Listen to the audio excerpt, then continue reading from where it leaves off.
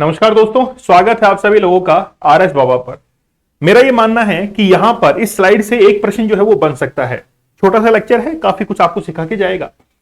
हम लोग जब जीडीपी को काउंट करते हैं तो स्टेट वाइज भी हम लोग काउंट करते हैं। जैसे जीएसडीपी का मीन्स है ग्रॉस स्टेट डोमेस्टिक प्रोडक्ट, मतलब उस राज्य के भौगोलिक क्षेत्र में एक वित्तीय वर्ष में कितने उत्पाद और सेवाओं का निर्माण हो रहा है, उनका कुल मूल्य जो है उसको हम लोग काउंट कर रहे हैं।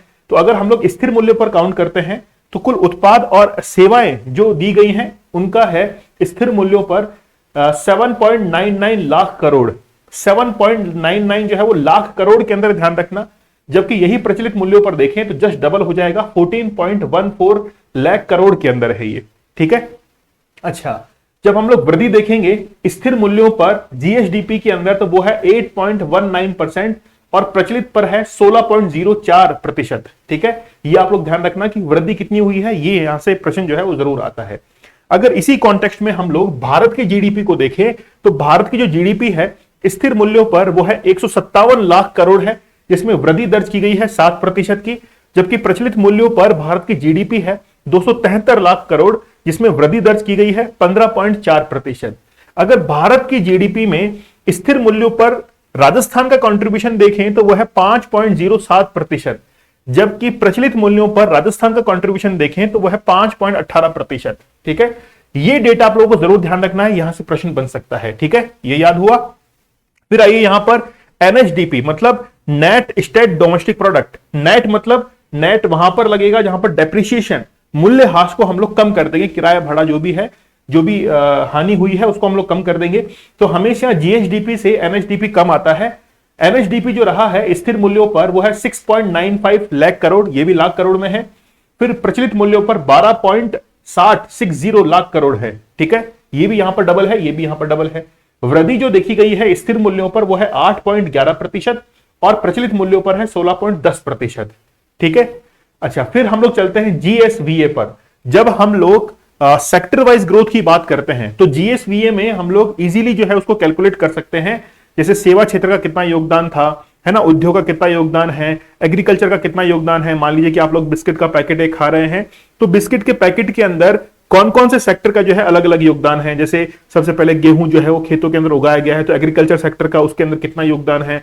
फिर जो है पैकेजिंग हुई है, मैन्युफैक्चरिंग हुई है तो उद्योग का कितना योगदान है। फिर आप तक पहुंचा है सर्विस सेक्टर का। तो सेक्टर वाइज ग्रोथ को कैलकुलेट करने के लिए जीएसवीए जो है हम लोग निकालते हैं। ठीक है, तो स्थिर मूल्यों पर जीएसवीए जो रहा है वो है 7.33 लाख करोड़। ठीक है, इसके बाद में प्रचलित मूल्यों पर है 13.11 लाख करोड़। अगर हम लोग वृद्धि दर देखें तो 7.88 यानी कि 7.88 जो है प्रतिशत, ये स्थिर मूल्यों पर वृद्धि हुई है जीएसवीए के अंदर। और प्रचलित मूल्यों पर जीएसवीए के अंदर जो वृद्धि हुई है वो है 15.57%। ठीक है, ये डेटा आप लोग को याद रखना है। सबसे महत्वपूर्ण डेटा ये है पीसीआई यानी कि पर कैपिटल इनकम, प्रति व्यक्ति आय को अगर हम लोग गणना करते हैं स्थिर मूल्यों पर 2011-12 वर्ष के आधार पर वो है 86,134 रुपए। 86,134 रुपए। फिर प्रचलित मूल्यों पर है 1,56,149 रुपए।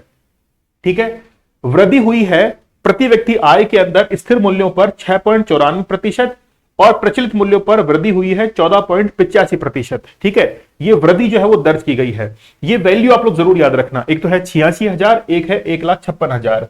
भारत में अगर हम लोग देखें तो भारत की प्रति व्यक्ति आय जो है स्थिर मूल्यों पर 96,522 है। यहां पर ये डेटा देखेंगे तो 86,000 है, वो जस्ट जो है वो उससे 10 ज्यादा है, 96,000 है। फिर यहां पर देखिए प्रचलित मूल्यों पर भारत के अंदर जो पर कैपिटल इनकम है वह 1,70,620 रुपए, जिसमें वृद्धि दर्ज की गई है 13.7% और स्थिर मूल्यों पर भारत के अंदर वृद्धि दर्ज की गई है 5.5%। तो आपको इसको कंपैरेटिव याद करना है। यहां पे 86 है, वहां पे 96 है, यहां पर 156 है, वहां पर 170 है। ठीक है, तो ये कंपैरेटिव स्टडी करके आप लोग जो है इन डेटा को जरूर स्ट्रॉन्ग कीजिएगा। यहां से प्रश्न जो है वो जरूर बनेगा। एक या दो क्वेश्चन का आपको एडवांटेज यहां पर मिल सकता है, खासतौर पर मेंस में भी आपको डेटा काम में आने वाला है। चलिए मिलते हैं आप लोगों से अगले लेक्चर के अंदर, तब तक के लिए धन्यवाद। थैंक यू, जय हिंद।